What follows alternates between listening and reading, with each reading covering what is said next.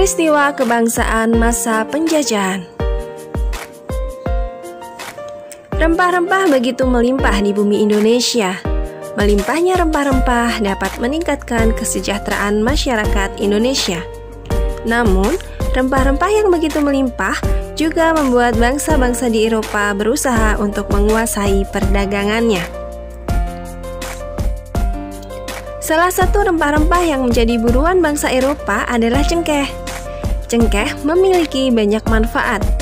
Sebagai bumbu masak, cengkeh digunakan dalam bentuk bunga utuh atau dalam bentuk bubuk. Cengkeh juga dimanfaatkan oleh bangsa Cina dan Jepang sebagai dupa. Selain itu, minyak cengkeh digunakan sebagai aromaterapi dan obat sakit gigi. Karena nilai ekonomis dari cengkeh yang sangat tinggi, maka hal ini memicu terjadinya penjajahan di Indonesia. Bangsa kita mengalami penjajahan cukup lama. Selama masa penjajahan, bangsa kita mengalami penderitaan akibat adanya penindasan. Pada masa pemerintahan kerajaan-kerajaan Islam di Indonesia, datanglah orang-orang Eropa yang mengadakan pelayaran samudera. Kedatangan orang-orang Eropa di Nusantara mula-mula disambut baik oleh bangsa Indonesia. Namun, ketika orang Eropa itu berusaha menguasai Nusantara, mereka mendapatkan reaksi keras berupa perlawanan-perlawanan di berbagai daerah. Lalu, apa sebenarnya yang melatar belakangi bangsa-bangsa Eropa tersebut datang ke Indonesia dan akhirnya menjajah bangsa Indonesia? Mari kita pelajari faktor-faktor yang melatar belakangi kedatangan bangsa-bangsa Eropa ke Indonesia. Mulai akhir abad 15, bangsa Eropa berusaha melakukan penjelajahan samudera.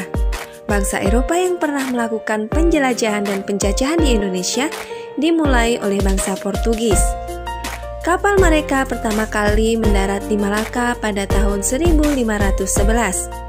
Berikutnya, bangsa Spanyol yang mendarat di Tidore Maluku pada tahun 1521. Kemudian disusul oleh bangsa Inggris dan Belanda. Kapal-kapal Belanda pertama kali mendarat di Pelabuhan Banten pada tahun 1596.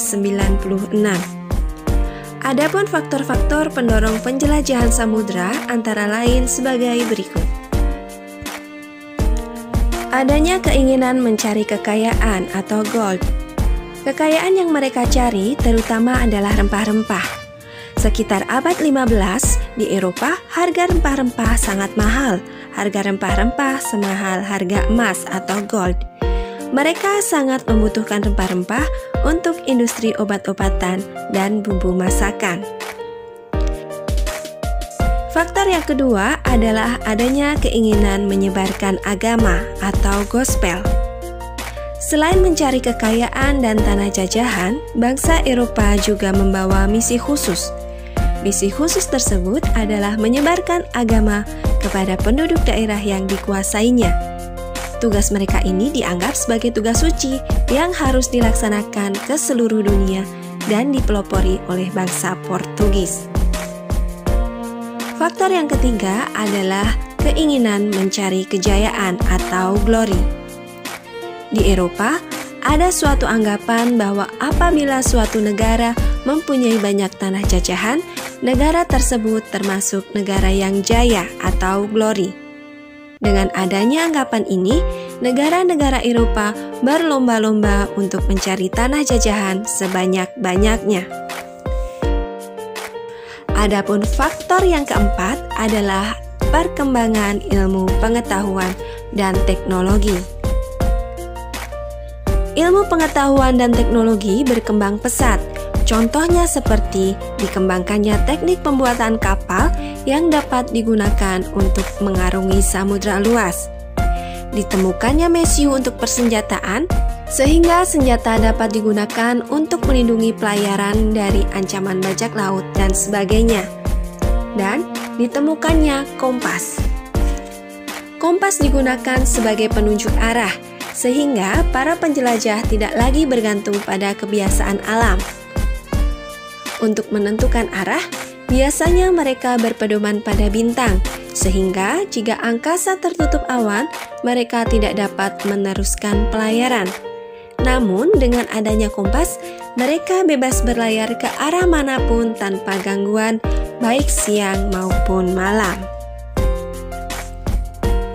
Tentunya sekarang kalian telah mengetahui bahwa cengkeh merupakan salah satu jenis rempah-rempah yang banyak manfaatnya.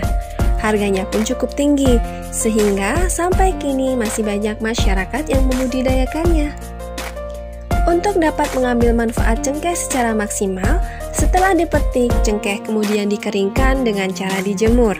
Selama proses penjemuran, terjadi perubahan warna pada cengkeh, dari yang semula kuning dan merah menjadi hitam dan coklat.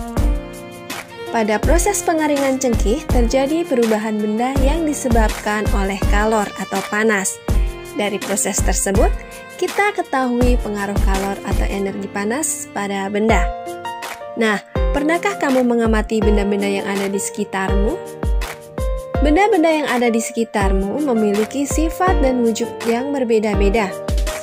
Salah satu cara membedakan wujud benda adalah dengan mengetahui sifat setiap benda itu.